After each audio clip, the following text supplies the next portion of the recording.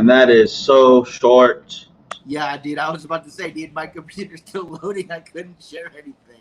I shared to my page and to 4 groups, 4 whole groups. Not even the cigar groups. I go to share to live groups first, then to cigar groups, and gosh dang it, yeah, not even close. Not even close. How's it going, everybody? Thank you for those who have already started joining us. Yeah, it's Tuesday, guys. It is Tuesday. I am still friggin' pooped right now, still feeling it, but nonetheless, I'm glad to be here, at least for a little bit. Once Mr. Caldwell gets on, I will be hopping off and just moderating from behind the scenes. So, guys, make sure to ask any questions you can ASAP in the comments. Whether you're on Facebook or YouTube, don't worry about it. I will put them on the screen for Frankie and Robert to read. So yeah, you guys will get your questions answered, any comments, concerns brought to attention. But a huge thing would be if you guys could share for us too, though. The more sharing, the better. And yeah, I'm going to keep doing some sharing whilst I talk to you guys. Obviously, being in the room right now, I'm not going to be doing too much smoking of any cigars. Hopefully, Frank will take care of that for the both of us, and I have 3 in the show in a 1-hour span. So hopefully that'll be Frankie's contribution today. Yeah, I'm gonna definitely try. I believe in you. Yeah, I'm just trying to do some sharing too, wherever I can. But yeah, that intro's pretty darn quick, man. Yeah, we gotta make a new one. We have some stuff in the works, guys. So, but without all the files with me, because I'm using the laptop right now, the desktop's at the house, and it's got files that I need to make the new ones. It's very difficult, is what it is. But I appreciate those watching with us right now. Over on Facebook and YouTube, wherever you're watching from. Always appreciated. Make sure this is all good. Dang, okay, there we go. It's like my feed was way off, dude. It was still on the countdown. Yeah, it's wherever you started sharing from, I'm guessing. There we go. Ryan, how you doing, Joe? How you doing, guys? Thank you guys for coming on to the show. We will have Mr. Caldwell on soon. Right now. I'm hopping off. He's hopping on. So you ready, Frankie? All right, so let's get the show started. Let's get rid of Miguel because I know you guys don't want to see him. And let's get Robert on. What's up, man? How you doing? There he is. How you doing, man? So good to have you today. How you doing? Good today. You know, it's good. We just got a big shipment in yesterday, so I'm here now taking a break, but I've been unpacking and putting all the shipment on the shelf. Hey, you know, that's got to be a big blessing right now to be able to get a shipment in, man, when so many people are, you know, low on product and stuff like that due to all the stuff going on. Getting that must have been a godsend right there. Yeah, we've actually we've done a very good job of keeping product and getting product. So we've had a back order here or there, but for the most part, you know, like right now we have 1 SKU, I think, on back order out of like 48. So we've done a pretty good job. Yeah. Oh, that's fantastic. So I'm going to start off the show real quick by letting you introduce yourself to everybody watching that may not know who you are for whatever reason. They should, but I'll give you a chance to introduce yourself. Perfect. So my name is Robert Caldwell, and I am the owner of Caldwell Cigar Company. Does that work, or you want a little more? You know what? If that's all you want to say, that works. No, I mean that's the easy answer. So yeah, we're a small cigar company, boutique company, if you will, located in Miami. We've been in business. We just passed 5 years in May. So it was maybe it's 6. Yeah, I guess it was 6 years in May, our 6-year anniversary. So that came and went quickly. Congratulations, man! 6 years. That's fantastic. Thank you. So are you smoking anything this morning? Yeah, I don't know what it is, though. It's a sample of something from somewhere. So fair enough. Yeah, I got a cabinet of stuff with I don't even know what it is. All right, guys. So today I'm smoking this cigar here. It's the first time I've had this cigar, and I think with the exception of the Last Czar, it's the only one of your cigars I haven't had yet. But I'm smoking the Savages. Where we go. All right. So I went and picked this up this morning because I knew this is what I wanted to smoke on the show. I guess I forgot to pick it up last time I was at Cigars and More, but still they had some left. We just had recently a small event of Caldwell. Alex came up. It was a good time. And I got to say, the one cigar that went super fast that he should have brought more of was the Anastasia. That cigar, I mean, it just it flew. As soon as people saw it and they tried it, they bought them all up. I mean, what can you tell us about the Anastasia? So that Anastasia, that's the second generation. The first generation had a green secondary band. That's a cigar that we make with Ernesto Carrillo. And it kind of happened by accident. I went to meet with Carrillo to try to make some inexpensive cigars for some brands I had prior. And he showed me the wrapper on the original Anastasia, which this is actually the same wrapper on the new one. It's just about 10 years not as old. And anyways, he showed me the wrapper and I completely fell in love. So we started blending that cigar. And I think we nailed the blend on the first try. And then we spent like 3 months and went through like another 60 blends until we got back to that blend. So that's my favorite cigar. It's kind of like accidentally our pride and joy, because I'd like to say King is Dead was our most difficult and whatever cigar to make that we're most proud of. But Anastasia, the original green label one's my favorite cigar. And then my second one is that one with the blue label. Now, I've only had the blue label. I haven't yet had the green label, but that blue label, it is phenomenal. Yeah, and it's sorry to interrupt you, but it's the same cigar. The only difference is the wrapper age. But the original Anastasia wrapper, I think it was like 15 years old. Ooh. And then this one is like 7 or 6. So the profile's very similar. It's just the new one, if you will, the blue second label one. That one's gonna have a bit more strength. It's more rich. And 99% of people prefer that one to the original one. Oh, okay. Awesome. So like you said, you guys just celebrated 6 years in May. What brought you to the point that you wanted to start making your own cigars? Nothing. It was completely accidental. So I started now about 10 years ago. I started a distribution company for restaurants and hotels for cigars, and I did so because I saw a need to do it. But I've been a cigar smoker now for 35 or 25 years. Sorry, I started smoking when I was like 12 years old. So I always loved cigars, and then I saw an opportunity. I went out one night on my birthday, left my cigars in the car, started ordering cigars off the menu of a restaurant. They were all problematic. I went to look for a company that like provided cigars to restaurants and hotels here in Miami to refer them to, and then it didn't exist. So I ended up coming up with an idea to start a company that did just that, but with the idea of being like a passive like investor. Right. And then the guy who was my partner, who was supposed to like do the legwork, he ended up like not working with me just because we couldn't afford to pay a salary. It was just, kind of a startup thing. And then so I started doing that nights and weekends. And then that turned into starting to make cigars for the accounts that I sold cigars within. And then that turned into an office space that I had that I converted to a cigar factory with Christian Aroa. And then it just kind of, I don't know, just kind of rolled from there. So you said you started off smoking cigars really young, and I watched the interview you did with Brian over at Pravada. I love that interview; it's awesome stuff. And if you could, for maybe people that haven't seen that one yet, can you tell us the story about how you smoked a cigar over an entire weekend? Yeah, sure. So my brother, I got a sister like 10 years older than me or 12 years older than me. And maybe it was her boyfriend at the time, but turned out to be now her husband. He caught me. My mom was out of town. They were house sitting. I was smoking like a Philly or Swisher or something in the backyard. I was like 12 years old.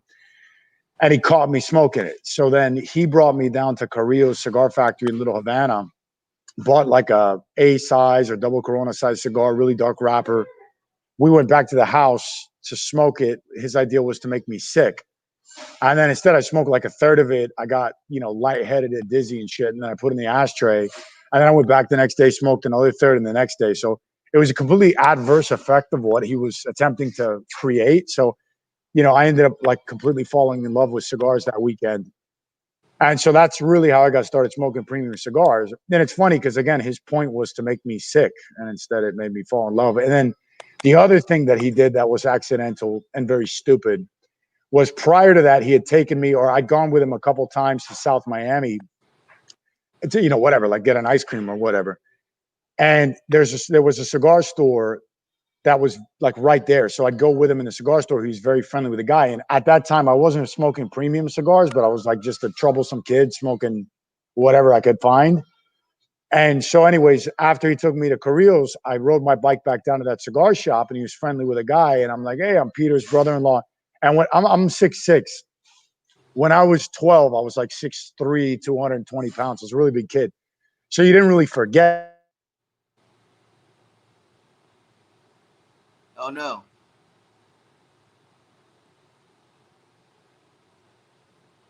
It's probably just a phone call or something. I'm sure we'll get him back on in a second. I can kind of hear it coming in.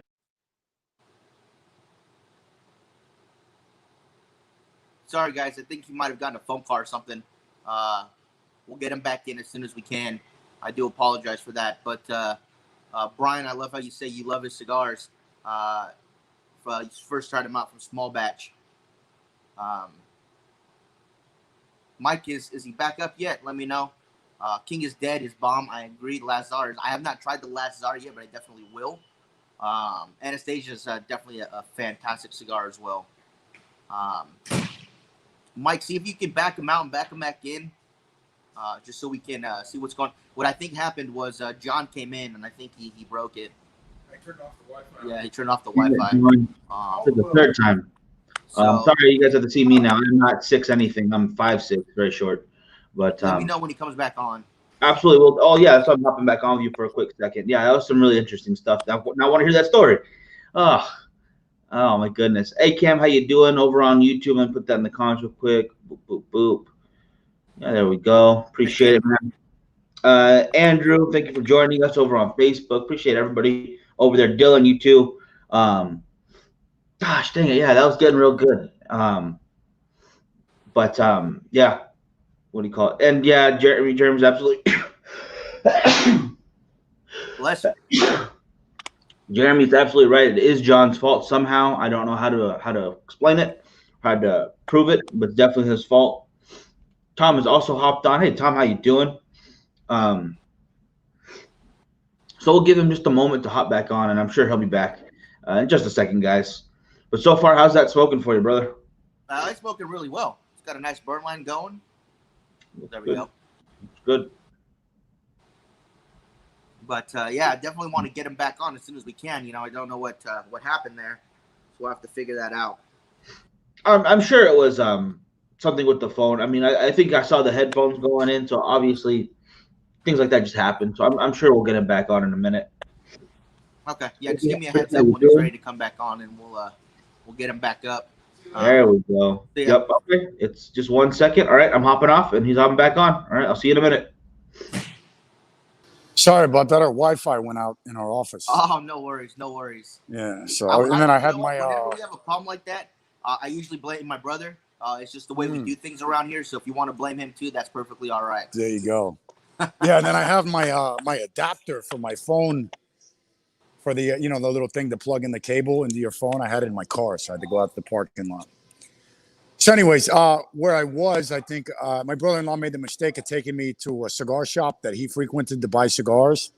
So, anyways, long story short, I'd go down with $20 and I'd say, "Hey, Peter, send me down. He wants an assortment of cigars." And the first time, the guy kind of looks at me and he's like, "Ah, fuck it," and just gave me like 4 or 5 cigars, and then I did that for pretty much forever. And I was going down and buying Peter cigars, and the guy knew I was buying them, but I mean, it was Miami in the 90s. He didn't give a shit. And I looked 18, I guess, when I was 12. Hey, that's a great way to start right there. You know, it's funny you say that because where my grandparents lived, it was a small community of farmers, and they had a little store there. And my grandfather would send me out to get his cigarettes, pick them up, and 10, 12 years old, no question, just here to pick them up for my grandpa. No big deal. So I completely understand where you're coming from on that. So you guys started off with the Eastern Standard. That was the first cigar you guys blended? Technically, I guess it was Long Live the King, because Long Live the King was a blend that I had prior to starting this company. Just reblended it using Dominican tobaccos in place of Honduran. The Corojo tobacco that we used at the time was Honduran. And then so I switched that to Dominican Corojo. And then at the same time that I I had that blend, just reworked it, and then did King is Dead, and then I was working on Eastern Standard. Oh no.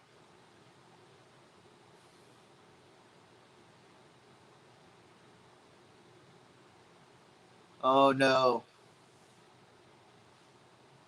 Mike, is he still live on your end? Because he's cut out on my end. No, it's frozen for another second here. Want me to bring it down for a quick second? I'm gonna take it down until it starts moving again, real quick, right? That's fine. That's fine. I can see right here when it man. starts moving again, so we'll give that a minute. Yeah, the internet never wants to work, and if you guys know, right now California itself is going through rolling blackouts because of how hot it is. So some shows that are supposed to happen got canceled too, just because of lack of connection. You can't really do an internet show if the internet isn't there, if you don't have electricity. So like our buddy Joe does a Monday show called Any Last Words. She couldn't go on with her guest yesterday because of that problem. I didn't want the power cutting off in the middle, so is what it is. Yeah, Andy, I was thinking the exact same. Like, I'm gonna bring that one down real quick. That particular freeze frame looked like it was a horror movie style, but dang it, yeah, and that's pretty interesting. That across this country from coast to coast, retailers back in the day were like, hey, all right, you're buying for your family. Here's your tobacco. Just take it, whatever you need. Your cigars, your cigarettes. I'm guessing they did the same with pipe tobacco and chewing tobacco. Is what it is. Totally get that though. Like, it's just a small shop, and they know your family. They know you a bit, so it's a little bit of a trust thing, which I like that as well. Yeah, absolutely.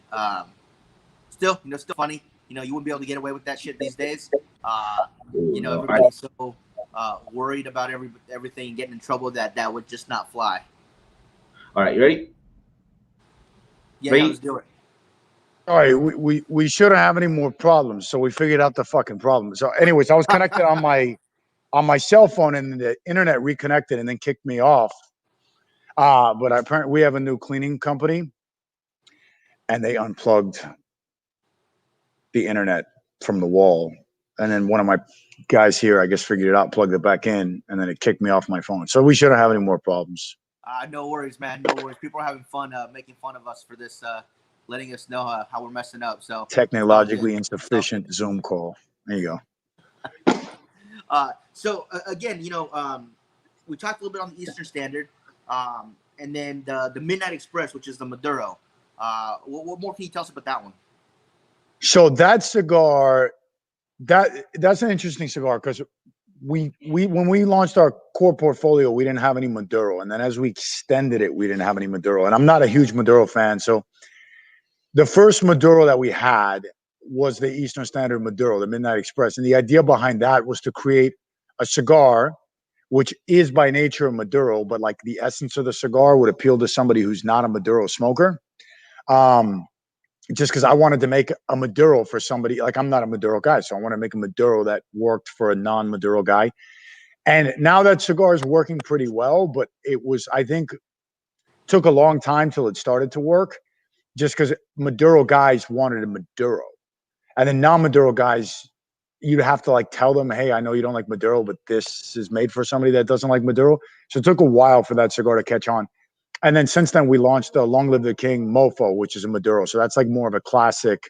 And Blind Man's Bluff Maduro, too. Those are both more like Maduro, cigars by their essence. And then the other one is like Maduro by classification, but the flavor experience, the smoker that would smoke that cigar is not a Maduro guy.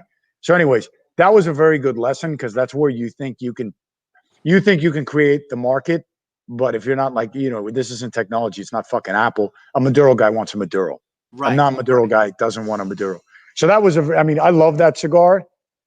We had a Lancero in the very beginning. That was my favorite one, if not the torpedo size or the pyramid size. But it didn't do what we thought it would do coming out of the gates. Because again, it would have to be like a hand sell. Because imagine you go to an event, a Maduro guy's like, oh, Maduro. And you're like, And then the guy's reaching for Connecticut, and you're like, "Hey, try this Maduro." So, oops. Yeah, no, we almost killed that one, but we kept it alive, and now it's doing well. Let's see here. So we were talking about your specialty stuff, which is the Last Czar, the Anastasia, and the Savages, which I'm smoking right now. What went into to creating the Last Czar? I mean, what was the thought process behind that? So Czar, we wanted to create a cigar which the ideal of that cigar was basically you have a lot of guys that'll buy like higher end, very full bodied cigars without naming what they are. And then they age them or rest them for a couple years to create an experience. So cigar in theory is delivered to a retailer at the time at which it should be smoked. You shouldn't buy a cigar at age a cigar. I mean, you can for further enjoyment, but in theory, when it hits the shelf, that's when you should smoke it, right? So, and with us on a manufacturing level, we have cigars that age as low as like 30 to 45 days, being Eastern Standard, depending on moisture.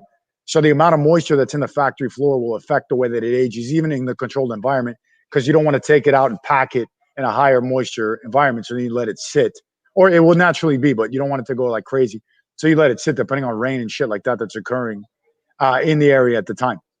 And then you have a cigar like Long Live the King that needs 90 days minimum. 90 days is like a very dry environment before you would take out that cigar and pack it, but probably upwards of 120, 150 days.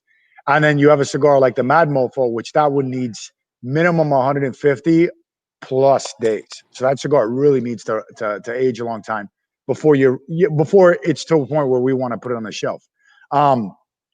So wait, where did this question start? I went on a fucking tangent. I lost my train of thought. The Last Czar in the thought process. So Last Czar, thank you. So there's like a whole kind of mentality of cigar smokers where they'll buy a cigar knowing that they don't want to smoke it right now, and then they'll age that cigar for a few years and then take it out. Man, look at this X brand, Y brand, Z brand, whatever it is, cigar that I just bought. You know, I bought it 2 years ago, put it down the rest. Finally, time to open that box. And to me, that's kind of an asinine thing because, I mean, I understand, again, you want to further age a cigar, which I am completely in agreement with that, but not like you're going to smoke the box, buy a box, smoke 5 of them, then age it, then smoke 5 in a year, keep age, and kind of go through it like that. So the idea of Czar was to create a cigar which gave that experience of that ultra full-bodied opportunity, but how it would taste after aging a couple of years. So that was kind of the ambition, and I think we did it very well. But again, the approach to the market, I think, was a little bit different with that cigar. Nice hair today. So the approach to the market was a little bit different where, we hand sold that cigar, and that cigar has always done very well for us. But it's cool because it's a cigar, and when I say strong, it's got a lot of nicotine. So it's very high nicotine level, but it doesn't have a ton of spice. It's smooth, it's full-bodied, it's rich, it's full-flavored. But guys that aren't used to that level of nicotine, like I was in Sweden with my Swedish cigar distributor, and he was so excited to bring in Last Czar. So at the end of our first event, I think he was launching it at the next event. At the end of the first event, we sit down to have a cigar, and he smokes it. And he gets almost halfway through it, and he says, "Man, I thought the cigar was super strong, and I don't feel anything, and this, that, and the other." I'm like, I look at my watch. I'm like, give it a minute. So then he smokes a little bit more of it. And then at about like halfway or a little bit more than halfway, he was just like lean, slunched down in his chair. And he's like, I feel it. So it depends on the smoker. Somebody who's smoking like a full-bodied pepper bomb, high nick cigar, it's not going to do the same thing for them. But somebody who's smoking like a more classic kind of cigar, Connecticut wrappers, lighter Habano wrappers, like mild to medium plus smoker, they definitely will feel the impact of the nicotine on the cigar. And I think that's a very special cigar also because, again, I'm a lighter guy. That's a super high nicotine cigar, and I'm not a high nicotine guy. But the way it affects you, it does so in a different way. So it's not like, punching you in the face with nicotine. It's kind of a slow thing. And it does do that. It kind of like lowers you down in your chair where you start to kind of just relax because it's a slow dosing of nicotine over time, but it builds up. So that's a really, really cool cigar. And when we released that cigar, we released it only in the Bellicoso size. And our plan was to release one size a year on our anniversary. And then when we released the Bellicoso, we announced the Bellicoso, I think FDA announced like within a month or 2 months of the release of that cigar. So then we brought in the remainder of the sizes. And the cool thing was when we made that cigar originally, we made all of them. So we made Bellicoso, we did the Toro, just worked like the entire line. And then the idea was they would get released. The first one had a year of age, was the Bellicoso. And then the next one that was supposed to come was going to be the Toro with 2 years of age. So they were all manufactured at the same time. And then the aging period was going to be different based on what size it was through 4 years. And then after 4 years, they were going to become regular production, like limited release, limited edition. But I mean, just keep making the cigars and selling them a certain amount every year. And then FDA forced us to kind of like rush the project. So we ended up bringing in everything at the same time. So the unfortunate thing was that we didn't get to experience, nor did consumers, how that cigar would taste 1 year, 2 year, 3 year, 4 year, all the way through the 5th year aged before releasing, which would have been very cool. Because most cigar brands, cool anniversary thing for you guys to do. Yeah, so, and cigar brands for that one. Yeah, nobody ages a cigar 5 years, like nobody. So again, I'm smoking the Savages, and I think it was Brian that said he got nuttiness off of this one. Now, off of the first third, I got a bit of butterscotch on the back end, and now it's transitioned to the second third. I'm actually getting like a black licorice. So right there, you can see how different people palates work differently.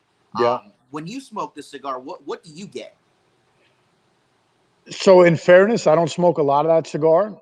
I smoke that cigar to kind of like just to test productions as they come in, but for my enjoyment. And so it's a very different thing when you're smoking to test and you're smoking to enjoy. So reference being my smoking to enjoy that cigar, I reach for the Corona Gorda, and then I have an exclusive size that I make for one retailer, which is like a Rothschild, more or less. And so both of those cigars have a very similar profile. They're tons and tons and tons of cream. So just like a caramelly cream, and then like a very understated like white pepper is what I taste on that cigar. And I'm saying exclusively to those sizes. So, the other sizes I smoke in a different way. I mean, your reference of licorice, I see that completely. You're smoking the Robusto size? Yes. Yeah. And I mean, that cigar's got more pepper also than the Corona. The Corona is a lot more rich of a cigar. But yeah. Okay, so we have here a very, very popular question that a lot of brand owners get asked. So Alex asked it, and he wants to know, besides your brand, what cigars do you enjoy? Davidoff. And I would like to say other brands, because there's other companies. Davidoff. There's other brands like Herrera Esteli. I love the original one. That's another one that I love. Some of the Foundation cigars, I like a lot. Illusione. I think those cigars are amazing. I like, if I made cigars in Nicaragua, I would kind of like probably make the same profile as Dion makes. Mm-hmm. But when it comes to companies, Davidoff, the problem that I have with Davidoff, that I think a lot of people have with Davidoff, fucking expensive cigars. Yeah. So luckily we're very friendly. So I get to receive, when I go over to meetings there and shit, every time I go, I'm like, give me some cigars, because at retail they're they're expensive. So Eric, you may know him, Eric Espinosa. He says, tell him the truth. You smoke Espinosa cigars. He would like to think I do. Eric knows what I like. You know why Eric knows what I like? Every Oh shit, not again. time Eric's trying with my cigar. So some people say that about Davidoff, so he knows I'm not lying. But thank you for Eric for joining in with us. Thank you very much. So you also do a side project, or I don't know if you call it a side project, but Lost and Found Cigars. Yep. And we recently at the club had an event which we call 20 for 20. That's 20 of us guys get together. Everybody buys a box of 20 cigars, and we kind of do a little presentation, tell people about the cigars, and hand them out. So by the end of the night, you have your one cigar that you brought plus 19 different cigars. And two of the cigars that we got, one was the Land of Snakes, and one was the No Free Lunch.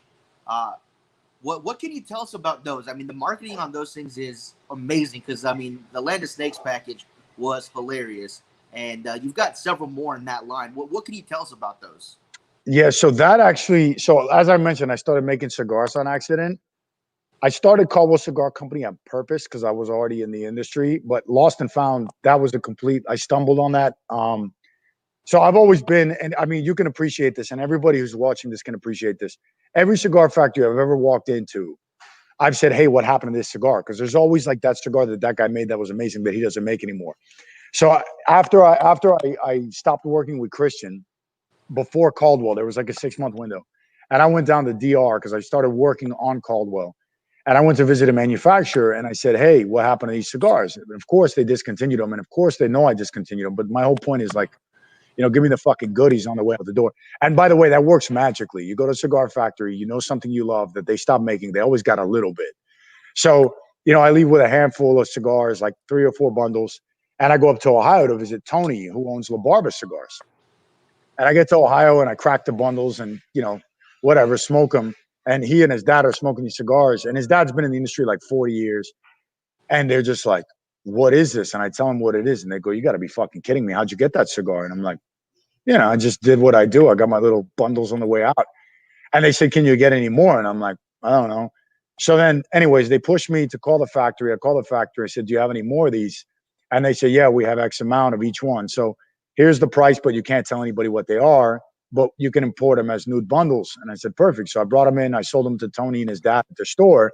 And there was a girl she lived in that town named Jacqueline Sears. And she came up with this like wild, packaging concept. And then we put the bundles on the shelf and they were just kind of like dressed up, bundles.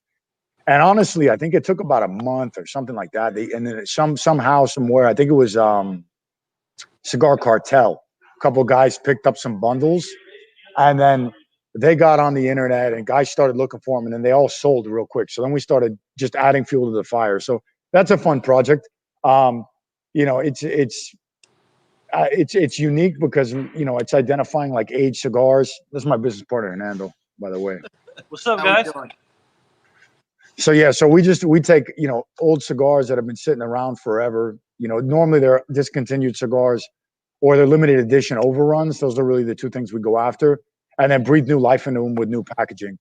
The problem with it is there's this much, and then when they're gone, they're gone. So we just had a couple releases that went out the week before last. And already guys are like, hey, I'd like to reorder, and we're like, they're gone. So you got to wait for the next one. So it's a big limitation of that brand because that brand can never get huge just because the nature of it is it's small as shit. Eric, I would run for president, by the way. I already said this shit. I was talking to my wife this morning. But anyways, not politically. I just like to be president. But the nature of that is it has to stay small. So, but it's cool. And for the consumers, they get a really, really cool aged product. Manufacturers, you can get, rid of some stuff that's sitting there that's kind of homeless. And then for me, I get to express my creativity because I love designing cigars, packaging, all the concepts. I get to do that like all the time. So that makes it a lot of fun. And then the further benefit now, starting in March, every single Lost and Found project benefits charity. So no free lunch, every single penny, like every cent that came in from that cigar went to fight homeless hunger during the coronavirus pandemic. Oh, wow. We've fed over 80,000 people with the sales of those cigars. Right now, Lando Snakes, that was before that, so that wasn't associated. And then right now, we launched Instant Classic Plume and Malditos Bastardos, and the proceeds of that went for funding underfunded inner city 501(c)(3) charities whose focus is basically like development of child development via education and arts on the inner cities. So there's a charity in Chicago, and then there's a charity in Los Angeles, which are our 2 biggest. One of them is like after school tutoring and stuff like that for undereducated. And then the one in California is using art and, teaching kids to paint, draw, photograph, but leaning on the Hollywood connection. So they get a lot of like creatives in from Hollywood, but bringing them into a center where they can learn to spend their time doing creative shit instead of like spend their time doing bad shit. So it's a way to kind of like try to redirect misspent youth time. Yeah, that is fantastic. Wow, that 80,000, that's a lot. That is a big number. So that's amazing. And like you said, you had fun coming up with the concept art for all these packagings. I mean, where did these I don't know, I don't want to call them spoofs, but I mean, where did the conception to start doing that was? Because I mean, some of your older ones are hilarious. And I mean, where did that come from? Did just all of a sudden one day you had that idea? Well, so Jacqueline Sears, she's one of the partners on that project. She's a degenerate. And she's got a fucking dirty mind. So anything that's like perverted or like innuendo or obscene or unnecessary, came from her. A great example. The pack you just showed, the Lando Snakes. That's my concept. Lando Snakes, a butter concept. It's cool. If you look in the background of that, there's a ton of animals. Like there's animals fornicating. You see them? All the animals are having sex. So, and then you have brands like we had a brand called Balls Deep. The artwork was like two beach balls on the bottom of a pool. Then there was one called Swollen Cock, which was like a giant rooster, like a fat rooster.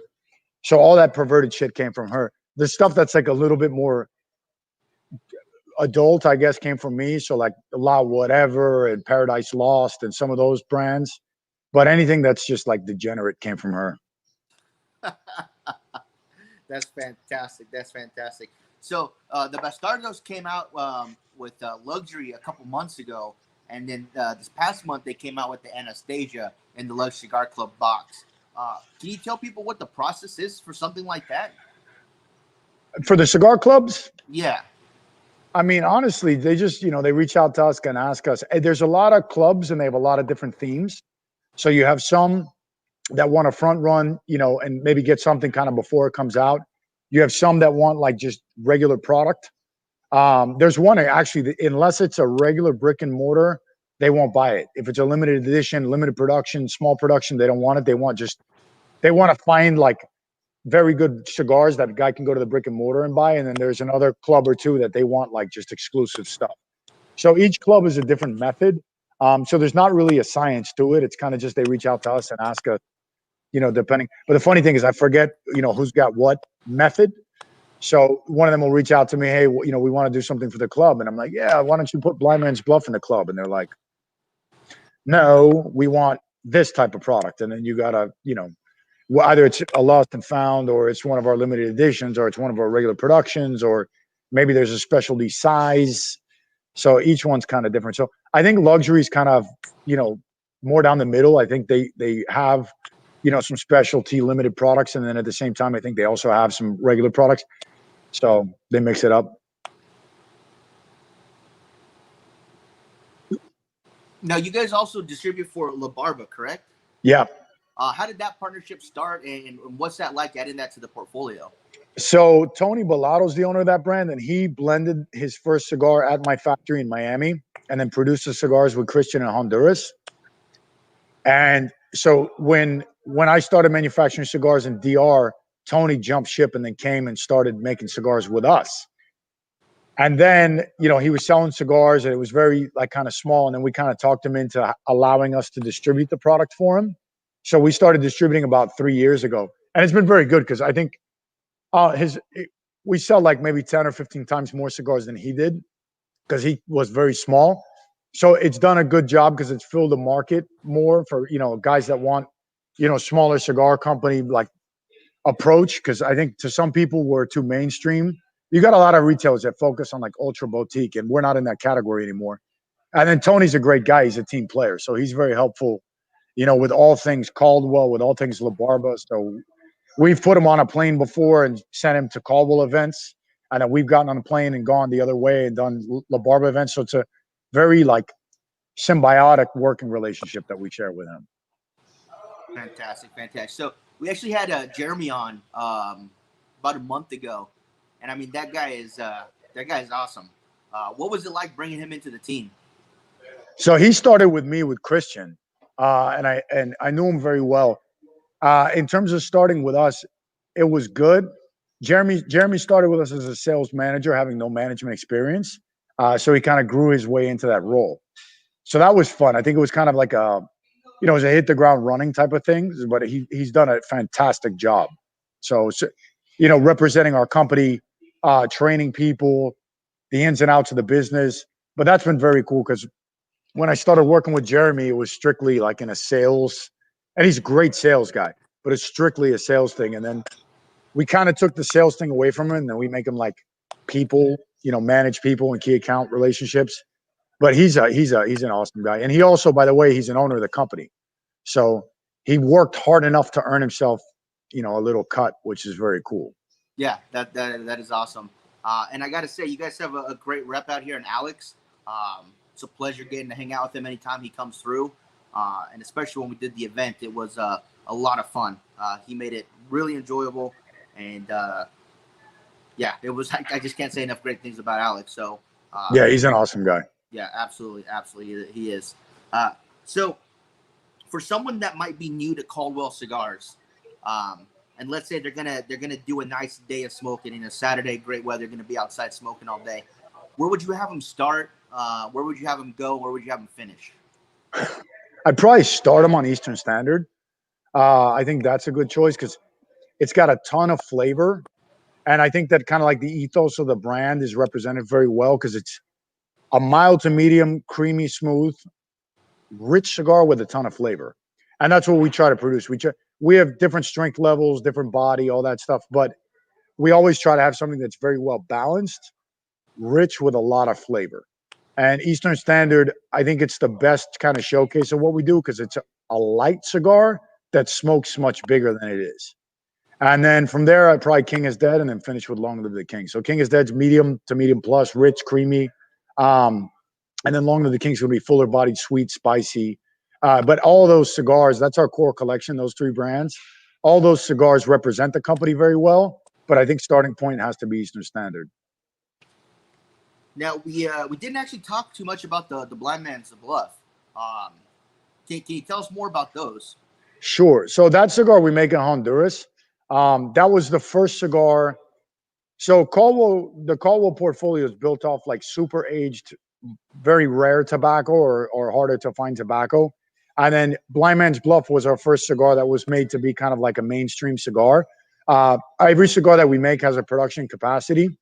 So Eastern Standard, maybe we're at 200,000 cigars a year. Blind Man's Bluff, we could do whatever we need to. King is Dead, 150,000 cigars. Blind Man's Bluff, whatever we need to.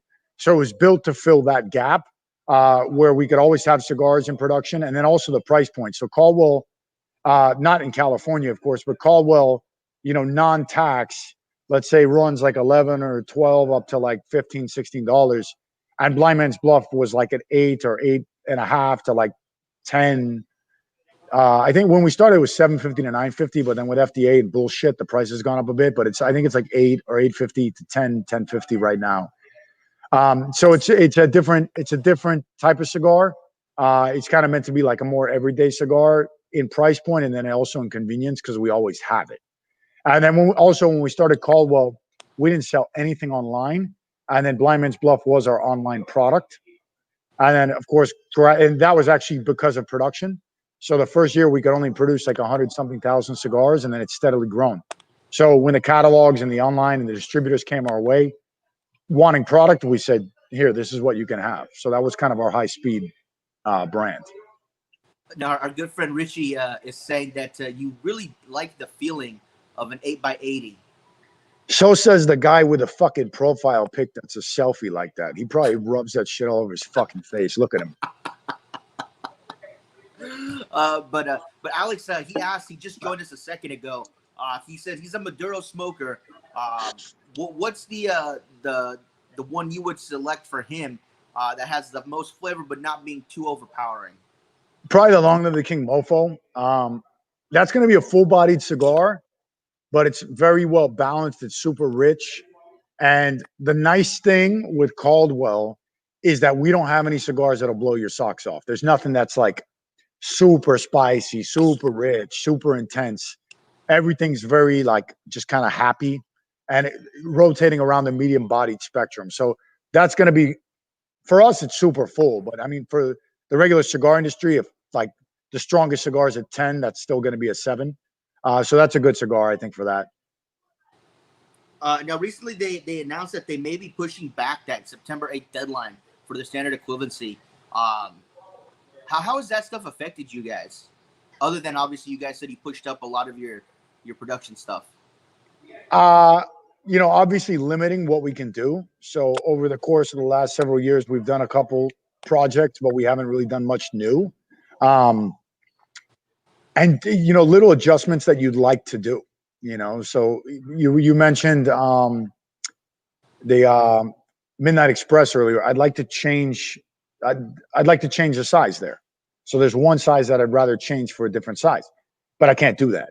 So it's really stunted what you could do in terms of like tweaking. I think if you had brands that were like fine tuned, it's great. But you launch a brand like Midnight Express, okay, FDA's there.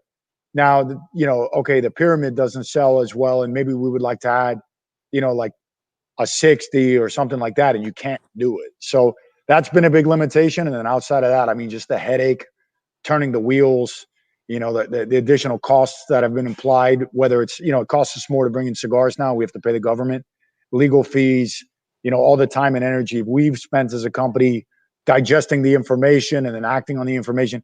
And a great example is like the warning labels.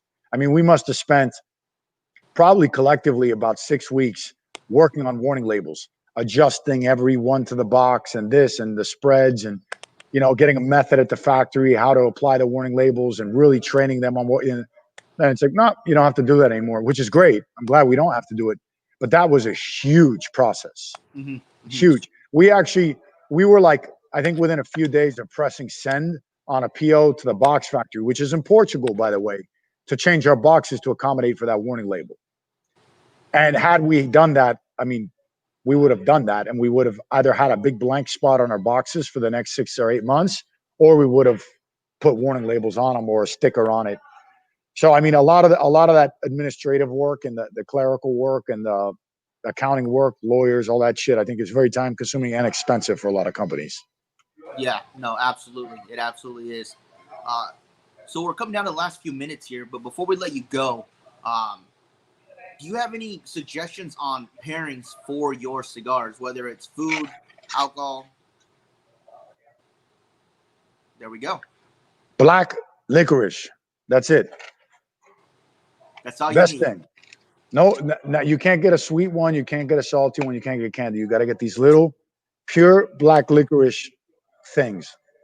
And then you put it in your mouth, you suck on it, and you put it in the cheek of your mouth, like up there, and then you smoke. And it's fucking amazing. That's it. I love smoking cigars with licorice. I do it all the time. Where do you get that from? That one's from Italy. You can find them on Amazon, but I travel a lot, or I have until now. And I like when I went to Italy, I spent like, these are like $3. I bought 100 of them. So I stock up. They're very hard to find here because we don't consume black licorice, in the way that Europe does. But you can find it on Amazon or specialty stores. Italian markets usually have black licorice, but just make sure you don't buy. A lot of them have like anise or mint, or they have different flavors mixed in. Make sure you just get the pure licorice extract, because the other stuff does exactly the opposite. It's like eating a breath mint, and this enhances the flavor. So you leave it in while you smoke? Oh yeah. Oh, so wow. Licorice, the number one use of licorice globally is tobacco seasoning for flavor enhancement. Number one. That's what it's used for. Cigarette tobacco and pipe tobacco, but we don't use it in cigars. So if you put a little piece in your mouth like that, you just slowly let, the saliva come, very subtly. It enhances the flavor of what you're smoking. It's really amazing. Huh. I'll definitely have to try some of that. That's amazing. I never knew that. Fantastic. So before we let you go, I think I got all my questions in. Yes. Is there anything else you want to tell us about Caldwell Cigars? Anything we should be on the lookout for? Will you guys be planning on going to TPE or PCA if they happen next year? What are you guys looking forward to in the future once all this craziness is gone? Oh, that's like a wish list. So wish number one would be that FDA fucks off, which I don't think that's going to happen. But if the can gets kicked down the street a little bit farther, I think that's great. And then, TPE, we are planning to attend at this point. So given that they have the event, their event invitation is very cool because it's like a postcard, TPE, whatever. Jonathan Drew's on the front, and there's this huge fucking thing that says like there's a coronavirus refund policy, which is nice because I think that some events haven't been so like, upfront. Hey, if we're going to give you back your money, which is cool. So we attended that show last year. We had a great time. So we'll be there for sure if that event occurs. And then on the horizon with us, I mean, not much. We're just, keep pounding, keep grinding, and trying to be creative with our campaigns of what we do and trying to make sure that we have product. And I'm personally looking forward to being able to travel in a normalized way. So I haven't been, I'm going to go to DR probably hopefully next month but I haven't been down to the factory in like 6 months. Oh wow. Yeah, I've enjoyed being home because I travel. The last years, my least amount of traveling in a year is 250 days. So it's really refreshing to have like the forced standstill, but at the same time, you feel like you're in a cage. So a little return to normal, even in a limited way, I think would feel good. And that doesn't count wearing fucking face masks in the street because you like I was gonna go to Key West next week for a couple of days for vacation. You got to wear a mask walking down the street. And I get it. You got all these idiots, getting hammered on like the main drag there, like being dumb. But at the end of the day, like you're gonna go walking like it's 6 in the afternoon, 95 degree, 90% humidity with a mask on. There's nothing relaxing vacationy about that. No. So I'm looking forward to, just take away the fucking masks outside and then I'll be good. And my wife, she's from Spain. So she's been wanting to go back and visit her family, which she can leave, but I can't go because Europe doesn't let us in yet. But then we were talking about when we go to Spain, you got to wear a fucking mask everywhere outside. And I understand if you're in Miami downtown or San Francisco, LA, New York City, wear a fucking mask outside. But like if you're in a place that's not like heavily foot trafficked outside, I don't know. It just kind of makes everything weird. Yeah, I absolutely 100% get that. So, will California be on your list of places to travel to once everything's opened up? Yeah, actually, and probably sooner than later, because one of my first things I'm going to do, I want to fly to Bend, Oregon, and then rent a car and then drop the car probably in Colorado. So I was going to like work my way down through Idaho and that shit into Arizona, California, and then over, or maybe California, Arizona, and then over to Colorado. So I really want to do that trip. Just not going to do it now because it's too hot and there's too many people doing road trips. But in the fall, I plan to do that. Fantastic. Well, thank you so much for giving us some of your time today and being on the show. My pleasure. Some more information about all your stuff. Again, the Savages was fantastic. And the Anastasia, again, is one of my favorite cigars. So thank you for that. My pleasure. Thank you, guys. All right. Well, we'll see you next time, yeah? Sounds good. All right. You have a good one. All right. You too. Take care.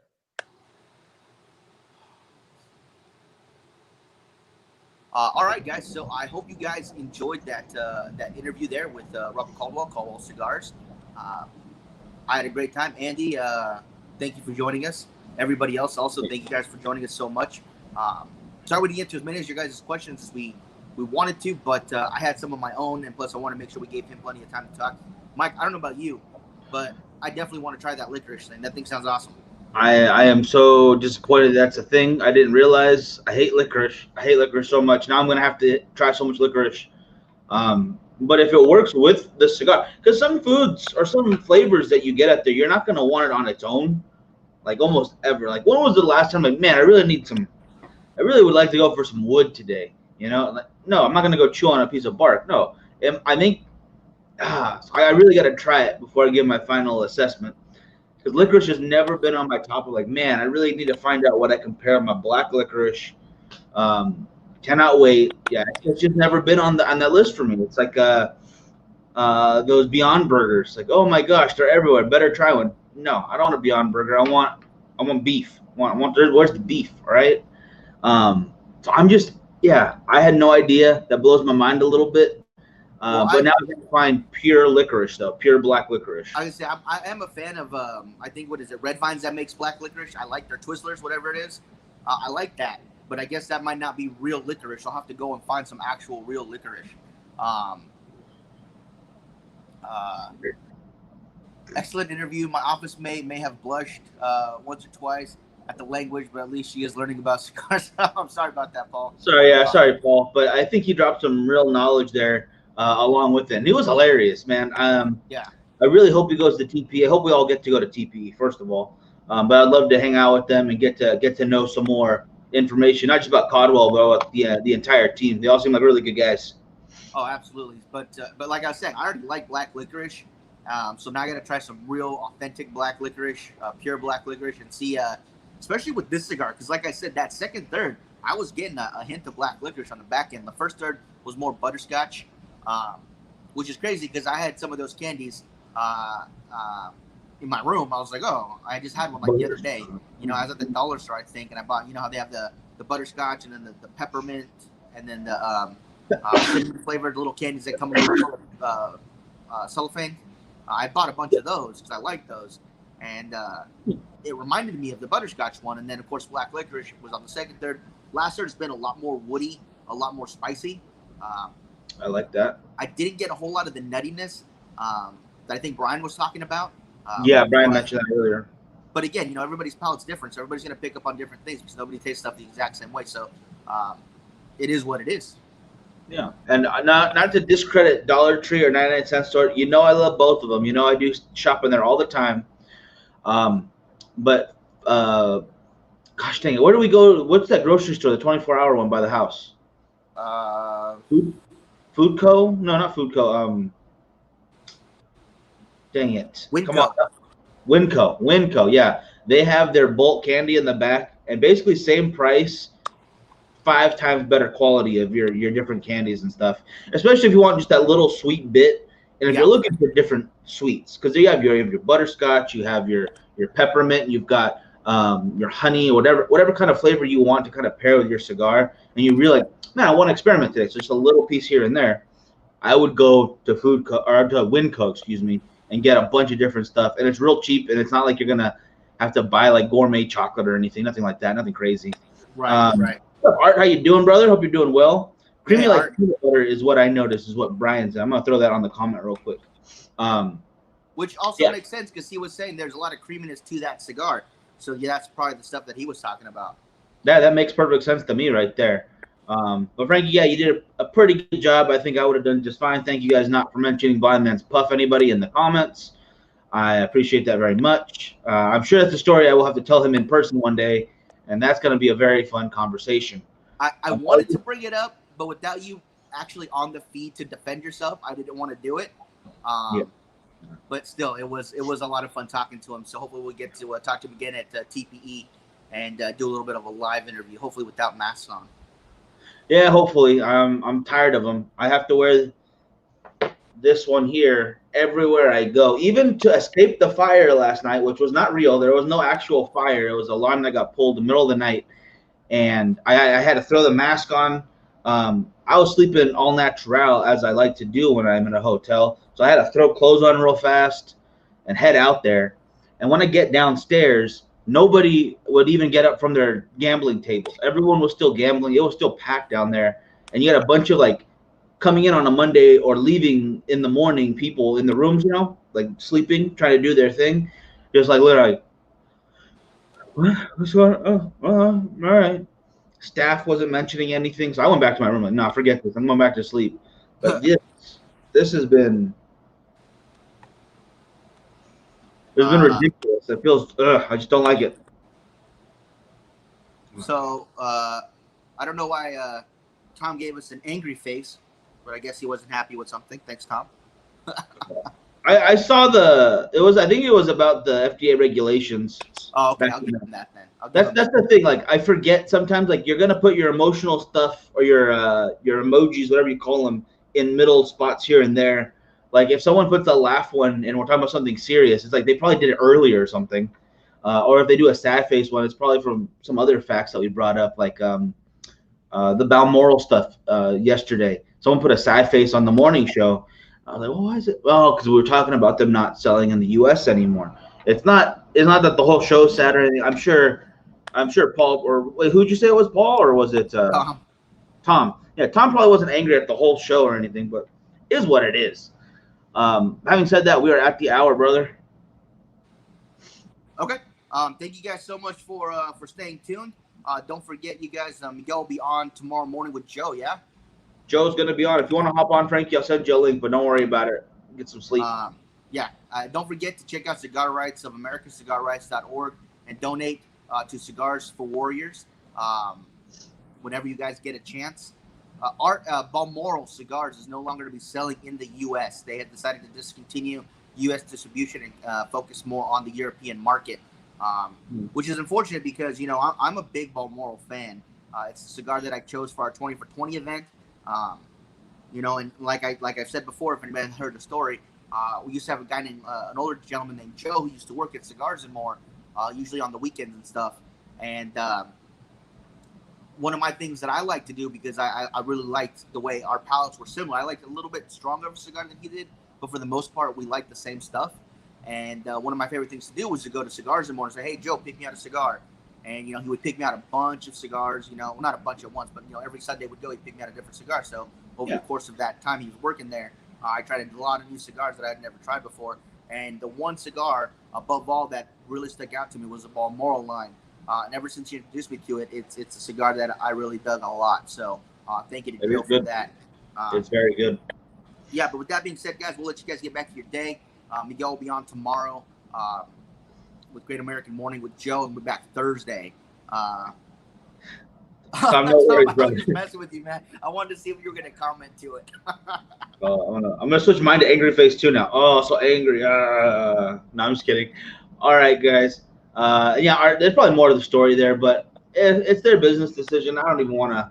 If anyone wanted to reach out to the show and they want to be on to tell us more about it, Balmoral, we're here. But definitely not gonna to question how you run your business. I'm sad about it, definitely, because I would love to see more Balmoral here.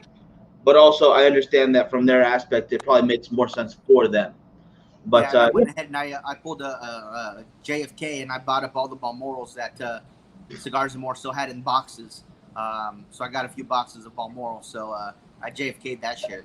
Can't believe you. Can't believe you sometimes. But all right, other than that, guys, we are out of here. We'll talk to you later. Have a good one, guys. Stay safe, stay healthy. Absolutely. Bye.